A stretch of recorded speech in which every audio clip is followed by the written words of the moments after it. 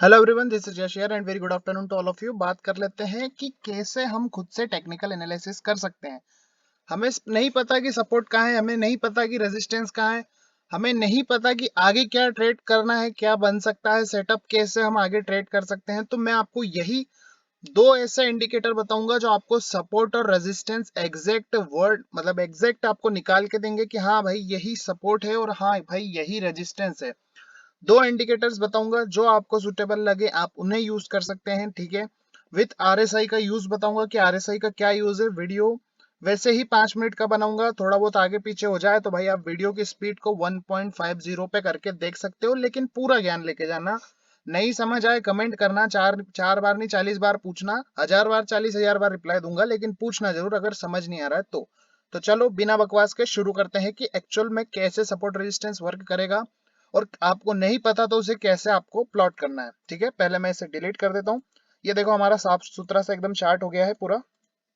ठीक है, इंडिकेटर्स वाले सेक्शन में जाना है। सबसे पहले अगर आपको दो इंडिकेटर बताऊंगा, एक आता है पिवट पॉइंट स्टैंडर्ड।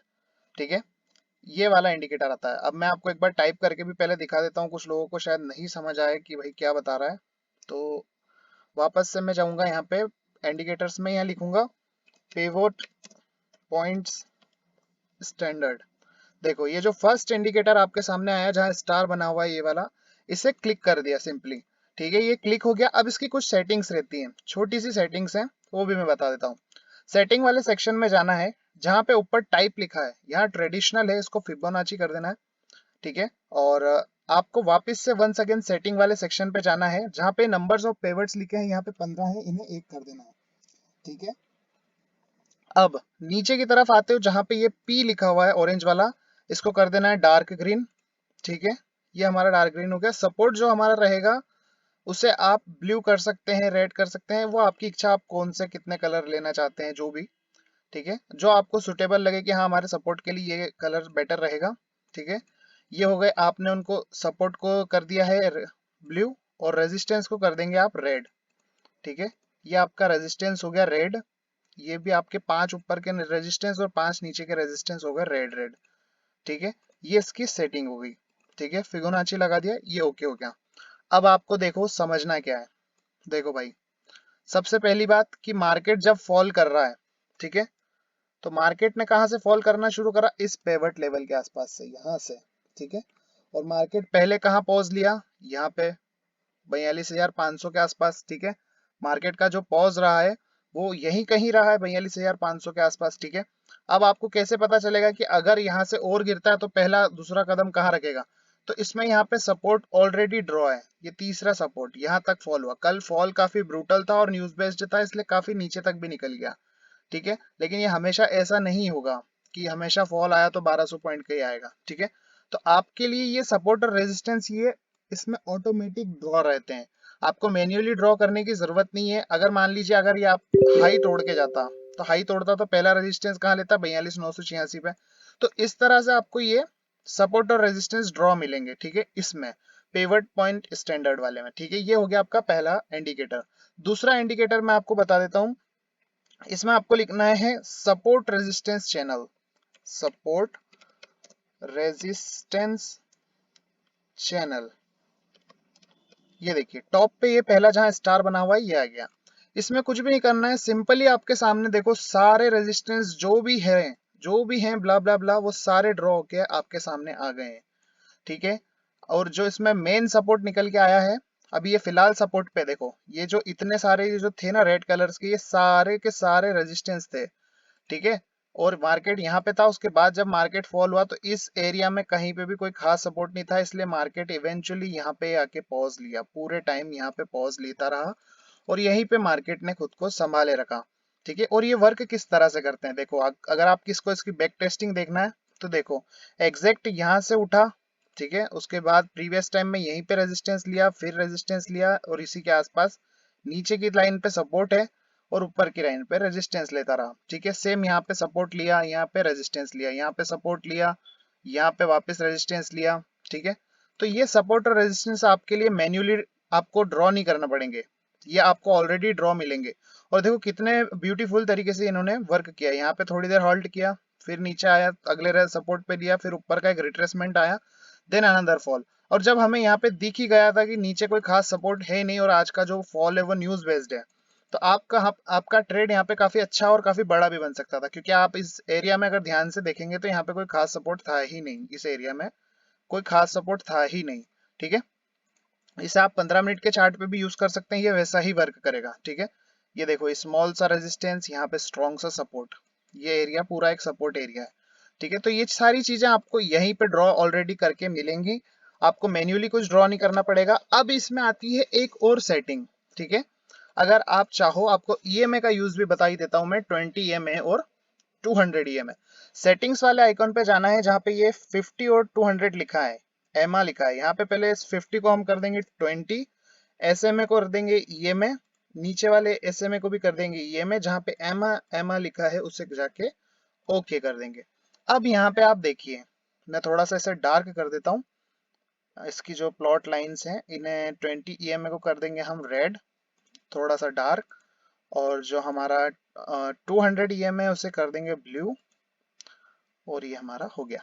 अब देखिए यहाँ पे समझने वाली बात क्या है कि पहले ये जो रेड कलर की लाइन है इसे बोलते हैं हम 20 ईएमए। ठीक है, 20 ईएमए एक बहुत ही मतलब इंट्राडे के लिए सबसे बेस्ट इंडिकेटर माना जाता है। तो जब भी यहाँ पे इसके नीचे मार्केट का प्राइस जाएगा, ये जबरदस्त फॉल में आएगा ही आएगा। अब देखो यहाँ पे मैं आपको इसको थोड़ा जूम इन करके दिखा देता हूँ। देखो, ये देखो, जब मार्केट इसके ऊपर ओपन हुई, इवेंचुअली इसके पास आई, इसके आसपास रेंगती रही, फिर यहाँ से एक शॉर्ट ट्रेड बना, यहाँ से बना, और ये डायरेक्ट कहाँ पे आके रुका, इन सपोर्ट के आसपास। ठीक है, फिर ये बार बार इससे टकराएगा, बार बार इसके नीचे जाएगा। तो आपको इसका यूज कैसे करना है कि जब तक प्राइस इसके नीचे सस्टेन हो रही है, 20 ईएमए के नीचे सस्टेन हो रहा है प्राइस, तब तक आपको बाय नहीं करना है। ये जो रेड कलर की लाइन है ना, ये बहुत बड़ा रेजिस्टेंस का काम करती है रेड कलर की लाइन, और उसी तरह से बहुत बड़े सपोर्ट का। देखो पूरे टाइम में इसके ऊपर जाके एक भी कैंडल क्लोज नहीं कर पाया। ठीक है, फिर इवेंचुअली क्या आया, एक बड़ा सा वापस फॉल आया। ठीक है, ये फॉल के बाद वापस इसने यहाँ टाइम पास किया, कंसोलिडेशन किया, थोड़ा सा ऊपर निकलने की कोशिश की, इवेंचुअली अनदर फॉल। फॉल कहाँ तक आया, इस रेड एरिया तक।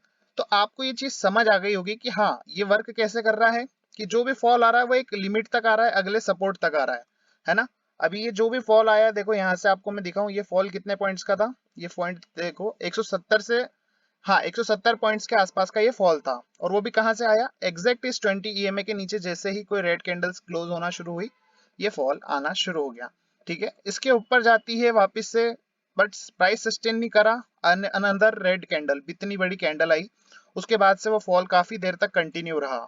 ठीक है, तो ये 20 ईएमए इस तरह से काम करता है। अब ये जो ब्लू कलर की लाइन है ये होता है 200 ईएमए। तो जब भी 200 ईएमए इस 20 ईएमए को ऊपर से ऐसे काट देगा और 20 ईएमए नीचे कट जाएगा, तो एक बेयरिश क्रॉस ओवर हो जाएगा और आपको मार्केट फॉल करती हुई दिखेगी। अगर अब मार्केट का प्राइस यहाँ से उठता भी है तो उसको सबसे पहला जो रेजिस्टेंस मिलेगा, पहले तो यही मिलेगा, उसके बाद मार्केट को इसे निकालने में काफी इश्यूज होंगे।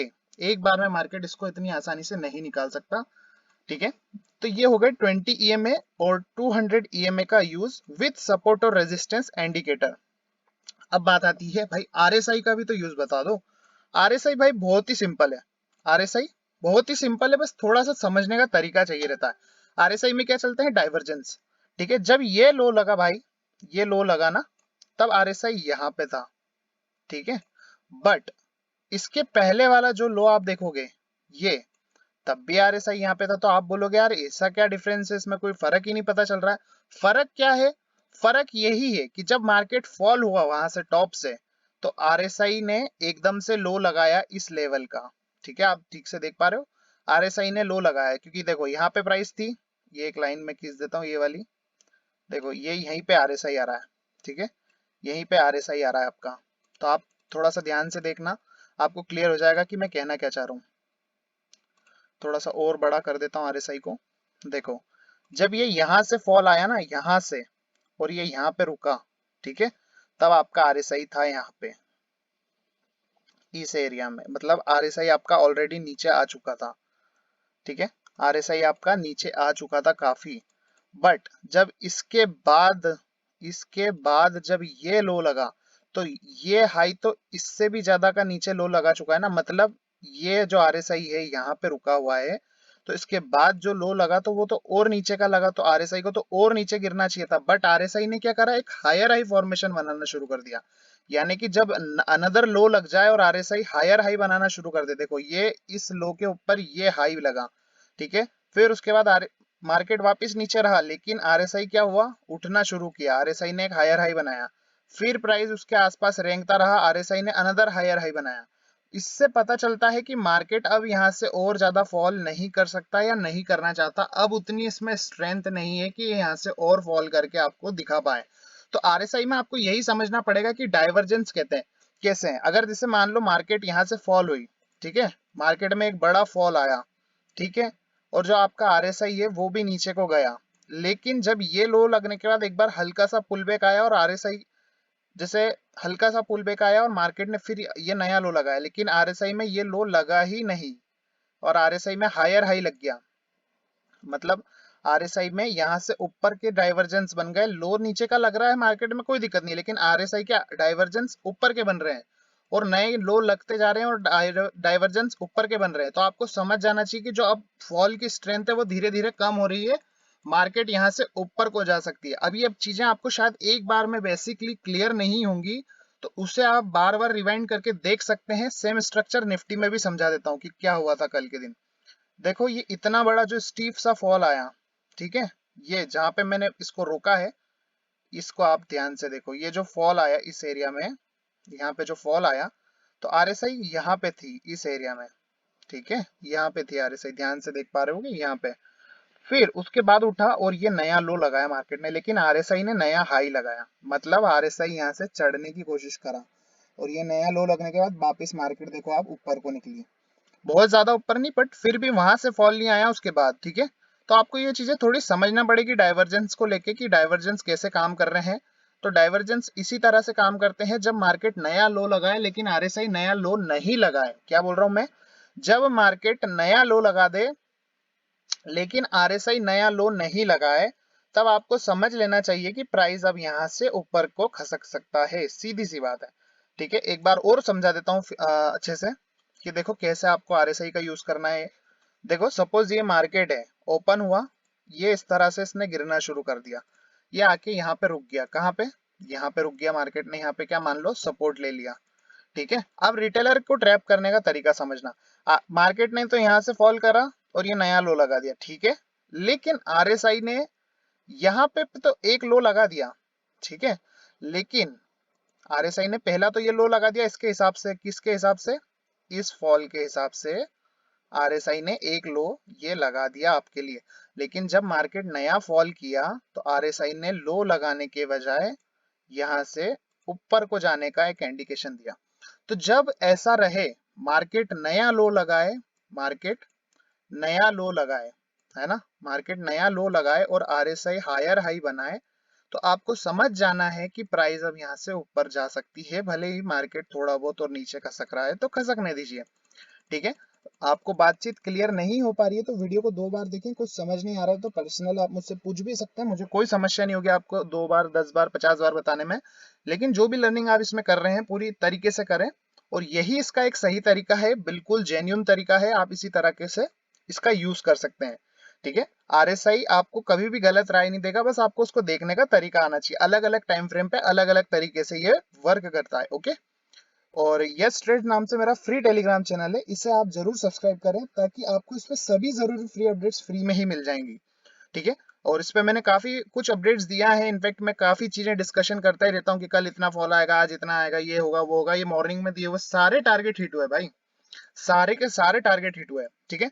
तो प्लीज इसे जरूर सब्सक्राइब करें, मेरे यूट्यूब चैनल को भी सब्सक्राइब करें, वीडियो को लाइक करें, और कुछ नहीं समझ आ रहा है तो कमेंट करें, इनफैक्ट मुझसे पूछें, मैं आपको जरूर आंसर दूंगा, ठीक है। तो ये दोनों इंडिकेटर्स मैंने आपको बता दिए सपोर्ट रेजिस्टेंस के, इनफैक्ट आरएसआई और 20 मूविंग एवरेज का यूज भी आपको बता दिया और 200 एएमए का भी यूज आपको मैंने बता दिया। कुछ नहीं समझ आ रहा वीडियो में कमेंट जरूर करें।